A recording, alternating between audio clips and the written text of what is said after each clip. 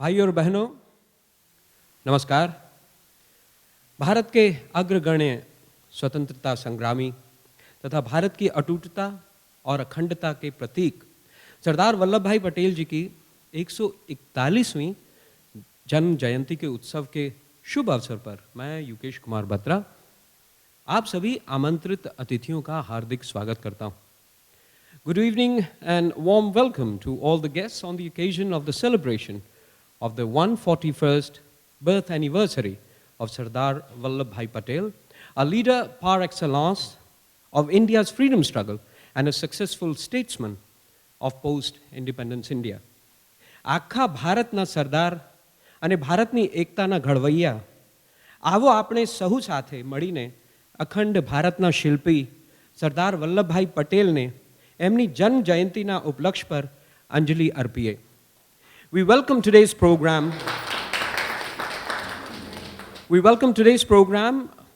with welcome remarks by First Secretary Satish Sivanji. Please don't expect Gujarati or Hindi from me. Ladies and gentlemen, it's a pleasure to see this continued patronage for Indian Embassy and for its events. It's a special event today. We are celebrating the 141st birth anniversary of Sardar Patel,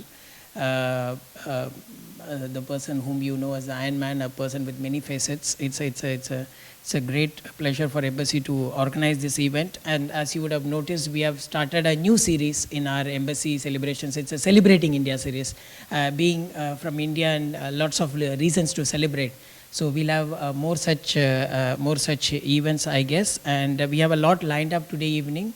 I hope you enjoy, and thank you once again for being part of our events. To start off, may I request Charge d'Affaires Ambassador Taranjit Singh Sandhu to deliver his remarks. Thank you.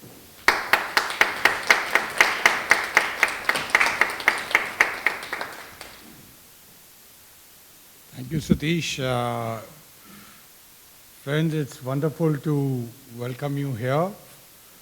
We are celebrating our Rashtriya Ekta Divas, commemorating, as Satish pointed out, 141st birth anniversary of Sardar Patel, who is of course very much recognized here. You have to just look up. We have always had his painting and respect for him. And Sardar Patel, as all of you know, deserves the credit for uniting India as a one country. And all of us have, through our childhood, read about him. We have seen films about him.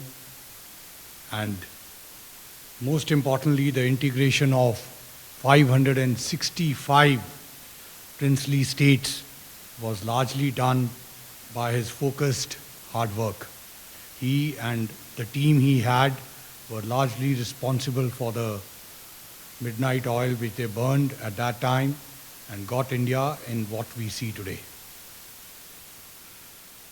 Of course, he came from a very distinguished education background. Personally, he was a barrister from Temple Inn, London, but he gave up his practice to join the freedom struggle and became one of the closest associates of Gandhiji.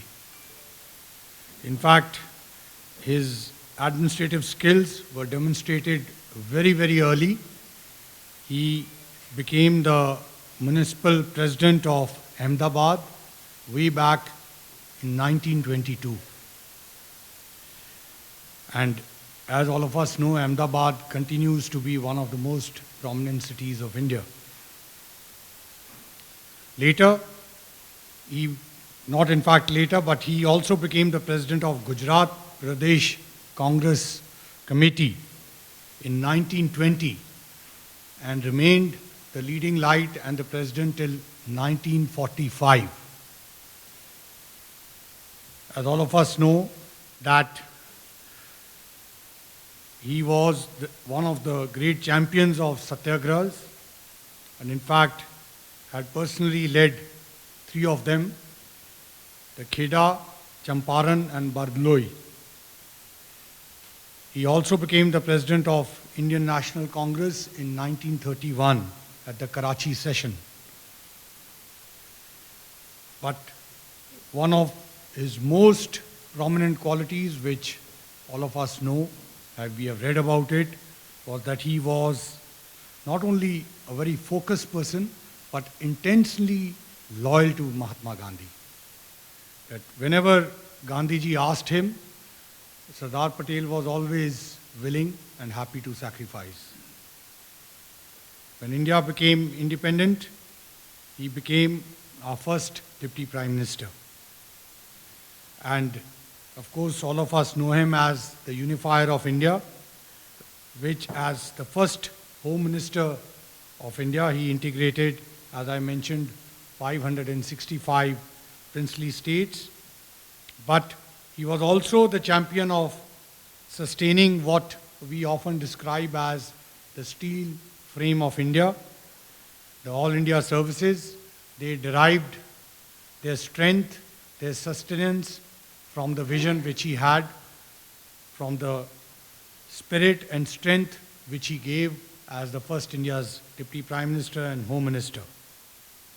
In 2014, recognizing all this, Prime Minister Modi declared and announced on his birthday that we would celebrate Rashtriya Ekta Divas every year, and we are doing since. So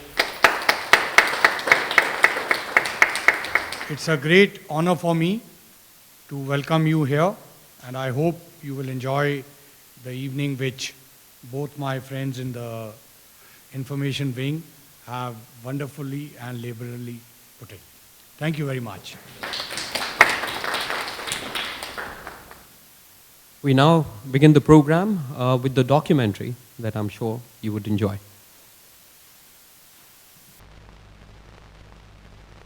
Sardar Patel, the silent colossus on the Indian political scene, the great organizer, the Iron Man of India, who brought about the formidable task of integrating the 565 princely states into the Indian Union. Sardar Patel, who organized the strength to actualize Gandhi's and Nehru's dreams. The great man of action, the likes of whom were never again to be seen.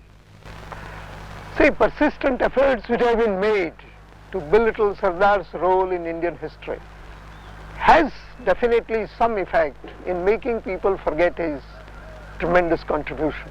Safdarjung Airport, then Willingdon Airfield. The Sardar was here on the 27th of October 1947, watching a sortie start and another end, and waiting for the return of VP Menon with news from Kashmir. Kashmir was one of the 565 princely states in existence then. 565 princely states, some smaller than 5 square kilometers, but all pampered by the British and allowed to live under the illusion of being free, and given the option of joining either India, Pakistan, or remaining independent. What would the new India have been like, minus the princely states and minus Pakistan? A mutilated land with its edges crumbling, its fabric ridden with innumerable holes, holes that could easily tear apart the nation to shreds. It was in the strategic interests of all concerned that this be prevented. The job of integrating these princely states into the Indian Union required great tact, diplomacy, and a deep understanding of human nature. The Sardar convinced all the states to join in, with the exception of Kashmir, Junagadh and Hyderabad. Junagadh caved in, but there had to be police action before the Nizam of Hyderabad surrendered. Sardar Patel was really best suited for this task. From October 1946, well before independence, he had made the matter of the states his own. His record was also extremely appropriate, because although he had fought against the Rajkot ruler in 1939, he did not have the image of somebody who was hostile to the Rajas and Maharajas. So when in June of 1947, he officially became in charge of the state's question on behalf of the government, this was even before August 15, it was a move that was liked by the Rajas and Maharajas and even the Nawabs.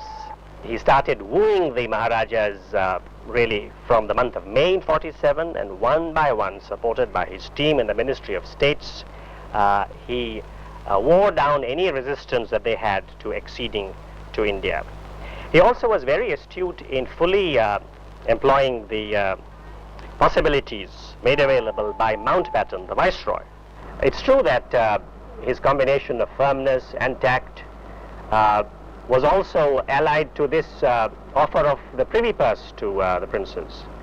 But it was a very small price to pay for the accession and integration into India of 560 plus states.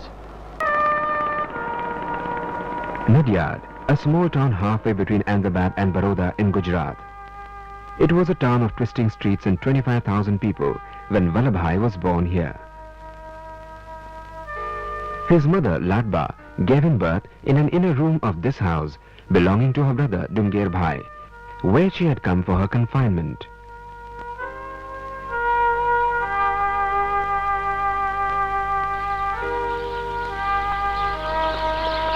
Vallabhbhai's childhood was spent not in Nadyad but in Karansad, 12 miles north, where his father Zaver Bhai tilled a 10-acre plot and owned a house. Vallabhbhai's parents had 6 children. Vallabhbhai was the 4th. It is conjectured by some that this status of being a middle child had a share in the making of his extraordinarily strong and independent personality. Interesting character traits began to reveal themselves in the personality of little Vallabh. The Nadyad High School saw the emergence of a rebellious, mischievous but witty schoolboy who played little tricks on his teachers and regaled his friends with puns and jokes. The school register recording Vallabhbhai's name still exists.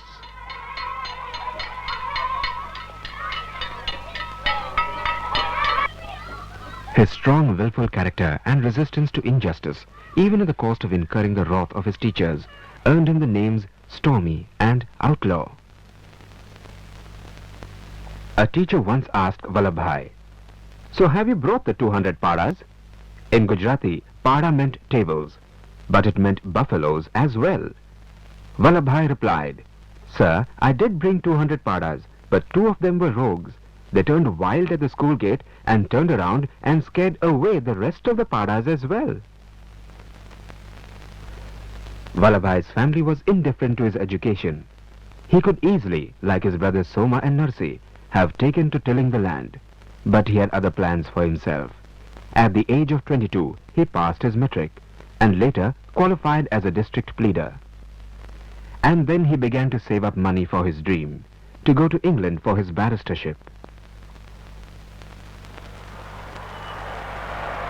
The most striking feature of Vallabhbhai's personality was always his great capacity for sacrifice, for taking second place and doing so gracefully and in complete silence.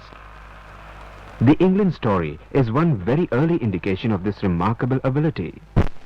On Vitthal Bhai's return, Vallabhbhai wanted to leave for England, but it was not to be.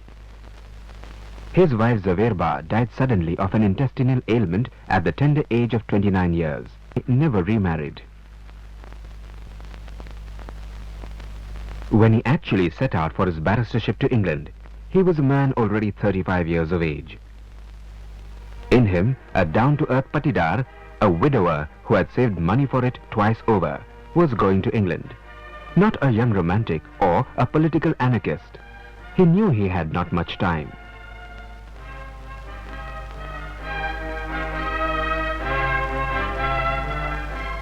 And ultimately, finally, when he could go to England, he was more than 35. He had no time and he concentrated on his studies. He was the first to attend and enter the bar library, last one to leave. He cut down on all social contacts. He never even went to see the number of Indian revolutionaries who were there. Concentrated on these studies, passed out the examinations with flying colors in record time, and rushed back home to his family, to his responsibilities, and to his profession. Vallabhbhai in 1913. Clients who met him spoke of his piercing dark eyes. He was in the habit of staring hard at the other person, making him waver and withdraw. At this juncture, his interest in politics was minimal. He was scornful of the methods of the Indian nationalists, which then revolved around either making petitions or throwing bombs. And then in 1915, an event of staggering importance took place. Mohandas Karamchand Gandhi arrived on the Indian national scene from South Africa with his new weapon of the Satyagraha. Sardar's life is peculiar, something which is completely different from any other person. His life is divided into two watertight compartments. In the first compartment, Sardar is totally, fully, entirely devoted to his family affairs. He has no interest in public life. He will not meet anybody, he will not bother about anybody, he didn't join political party, did nothing. In the second half, after he entered the public life, he completely and totally forgot his own family affairs. He never bothered about family income, family circumstances, marriage of his children, training of them, educating them. He was completely, totally, entirely devoted to public life. So, these type of watertight compartments you will not find in the life of any other person in history. This is a peculiar trait of Sardar.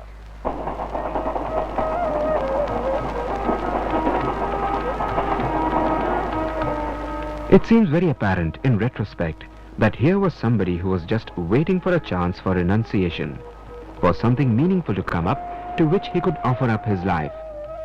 It was to this waiting spirit in Vallabhbhai that Gandhi showed the way.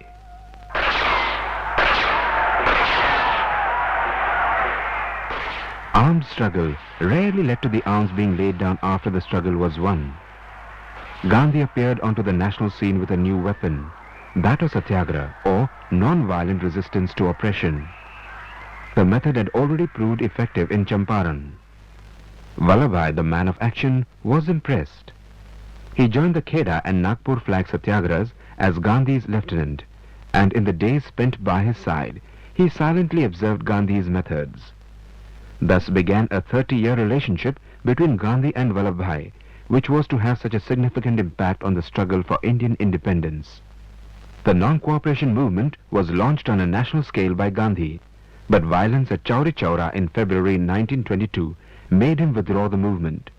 In the years that followed, he decided to strengthen and prepare the people for non-violent struggle, and there was a political lull. The political lull was broken by the events of 1928, the first of which was initiated by the Raj, the Simon Commission.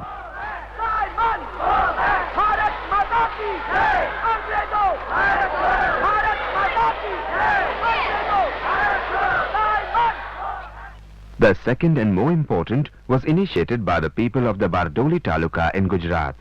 They launched a struggle against an unjust increase in land tax levied by the government. The Bardoli Satyagraha was a successful demonstration of Gandhi's methods on a large scale. Even long after the Bardoli struggle was won, the house and the Swaraj Ashram continued to be the center of political activity in Gujarat. Uttam Chand Shah, then the secretary of the ashram, is today 99 not out, as he says. As a close associate of the Sardar, he was a witness to all the political upheavals that took place here, during Bardoli and after. Today, his daughter Niranjana Ben manages the ashram, which also runs a school for tribal girls. I am 99 में प्रवेश को ये अक्टूबर 11 को I am in 99. I have finished 98. These quiet houses and lanes were mute witness to the classic experiment in Satyagraha that was carried out here in 1928 under the leadership of Vallabhbhai Patel.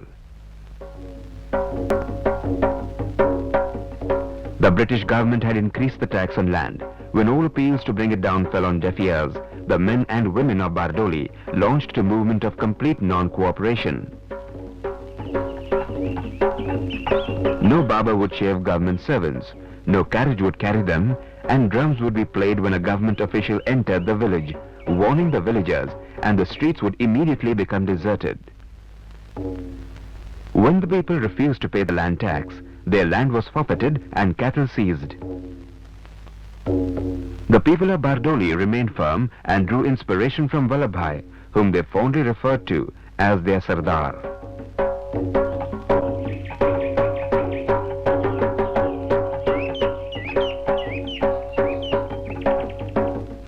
The British grew desperate to end the movement, afraid that it might spread to the rest of the country. The Battle of Bardoli was won, and the slogan of Bardolizing India resounded through the country. India's Sardar was born.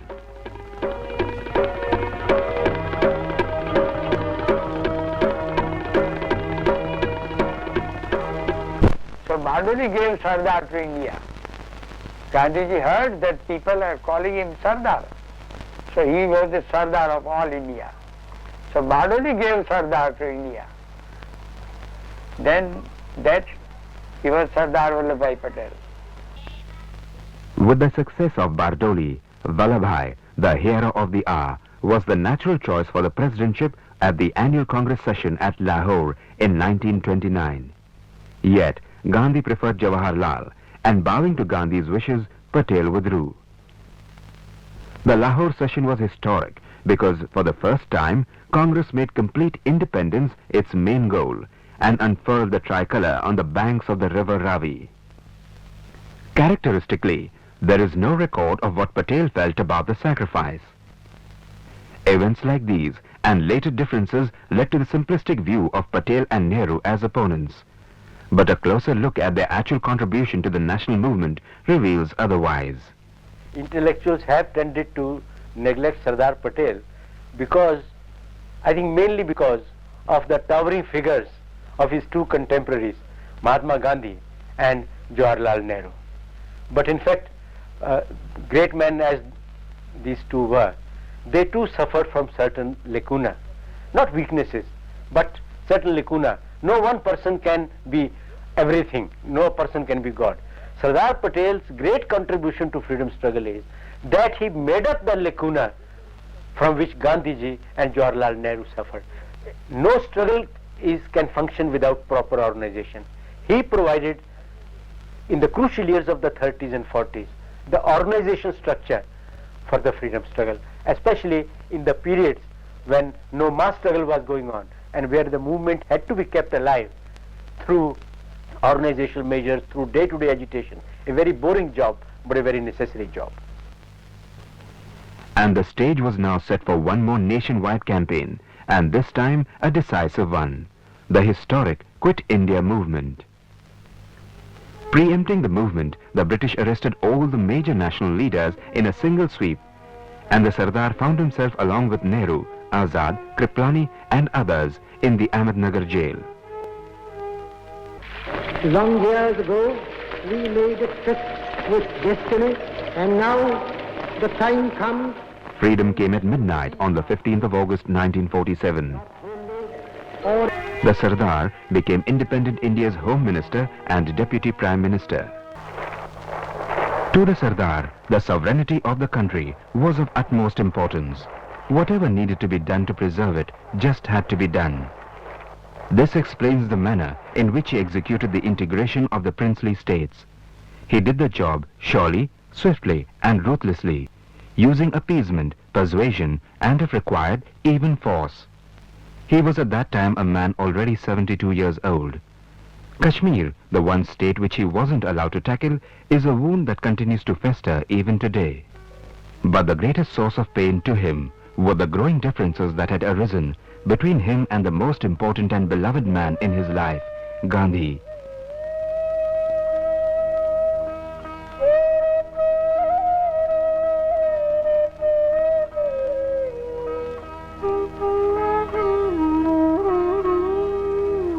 Differences that had so far been kept under rein, so much so that he had earlier been described as a blind follower of Gandhi.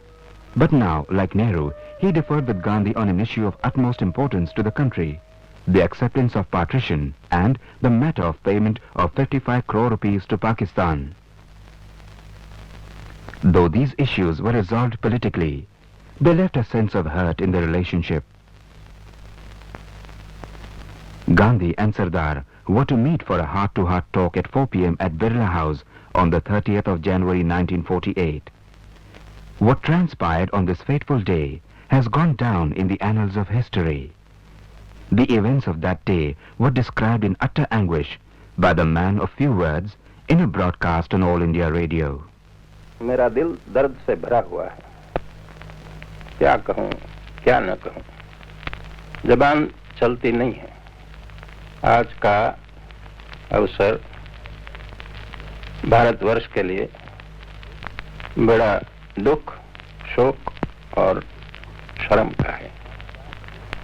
आज 4 बजे मैं उनके पास गया था और 1 घंटे तक मैंने बात की।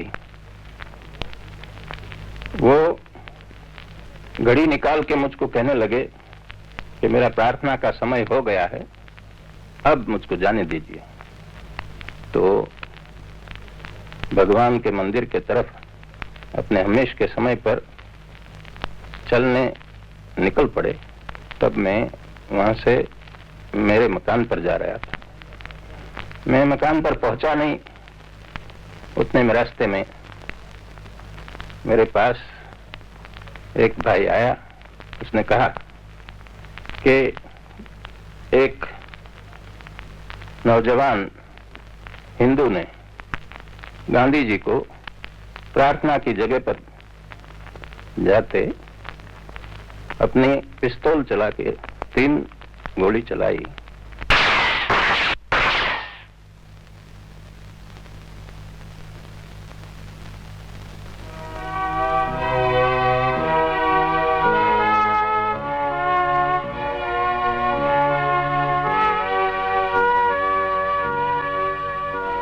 Personal sorrow notwithstanding, work had to go on. The country had to be run, decisions made, precedents established, and systems of governance set into place. As usual, the Sardar placed his duties above everything else. But his heart was broken.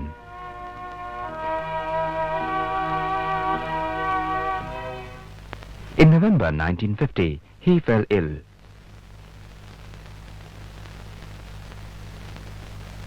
When Mani heard the words of the bhajan, Mangal Mandir Kholo, on his lips, she knew that the end was near. एक कविता श्री नरसिंहराव दिवेटिया ने लिखी थी उनके पुत्र के देहांत के समय। एक कविता में उन्होंने भगवान से प्रार्थना की है कि हे ईश्वर, तू मेरे बच्चे के लिए अपना द्वार खोल दे। बहुत कम उम्र में वो तेरे पास आया है, तू उसको प्यार दे, तेरी गोद में बिठा। मंगल मंदिर खोलो दयामय, मंगल मंदिर खोलो, मंगल मंदिर। The Sardar passed away on the 15th of December 1950, leaving behind him a legacy of selflessness, courage and determination. जीवन बनती वेग वटाम्यो, जीवन बनती वेग वटाम्यो, द्वार उभो शिशु भोड़ो, तिमिर गયું ने ज्योति प्रकाशो, तिमिर गયું ने ज्योति प्रकाशो, शिशु ने उर मानो लो दयामय, मंगल मंदिर खोलो।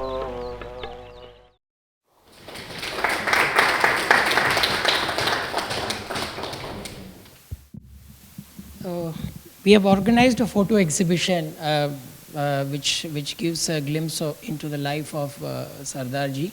It's right on the left-hand side. I would request all of us to join and have a tour of the photo exhibition, after which the doors will be open for the refreshments. Thank you. Thank you for joining us today.